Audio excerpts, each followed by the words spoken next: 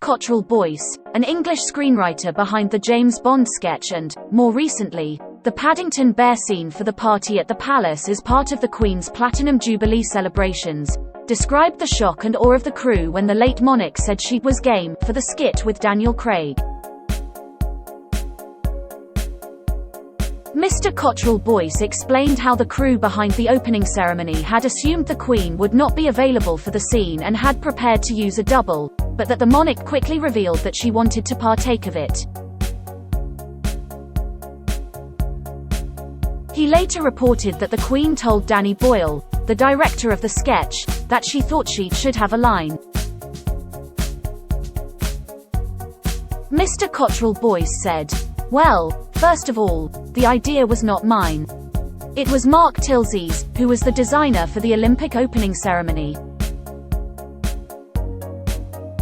When he brought it in, we all went, well, we will never pull that off.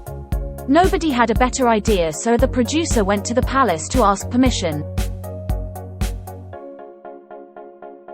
She said, 'This will be a really boring meeting. No one needs to come with me.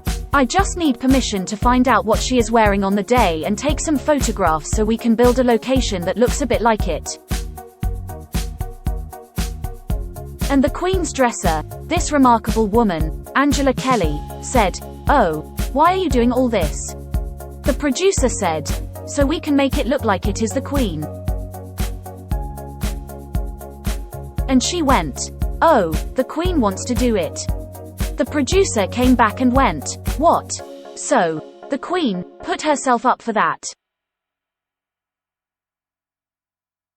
You know, she was game. She wanted to be in that sketch. And, in fact, on the day that we were filming, she said to Danny Boyle, 'I think I should have a line.' So, she bagged that line. There was not a line in the script. She improvised. During the sketch, Daniel Craig's James Bond arrives at Buckingham Palace in a black cab before being escorted alongside two of the Queen's corgis to the monarch. Mr. Bond then greets the Queen, who makes Ian Fleming's 007 wait while she finishes off a letter, before she says, 'Good evening, Mr. Bond.' In what is now viewed as evidence of the Queen's great humour, the scene evolves into a helicopter ride from Buckingham Palace to the Olympic Park, where stunt doubles parachute out of the aircraft into the stadium. As the doubles landed, the Queen then emerged from within the park to officially open the London Olympic Games 2012. The country has now moved into mourning following Her Majesty's death on Thursday afternoon. Buckingham Palace have said there will be a period of mourning to be observed by members of the family and the royal household until a week after the funeral, the date of which has not yet been confirmed. There will be gun salutes at London's Hyde Park and at the Tower of London, and the bells at Westminster Abbey and St Paul's will toll.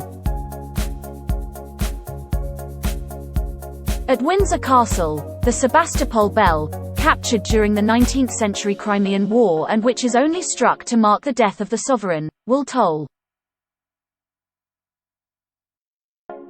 Regular business in Parliament was replaced with a special session, from 1100 GMT, for lawmakers to pay tribute to the Queen. Parliament will also convene on Saturday, something it rarely does, and will approve a message of condolence to the King.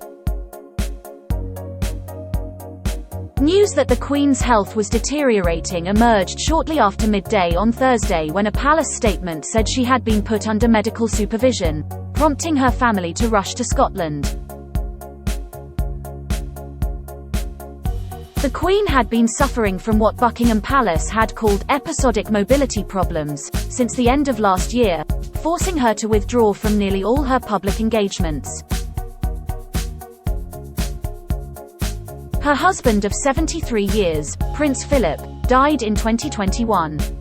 Related articles. Bank of England alert. Britons have weeks left to use old £20 and £50. Kate Garraway shares sons touching tribute to Queen Elizabeth II. King Charles to address nation in first televised speech as king.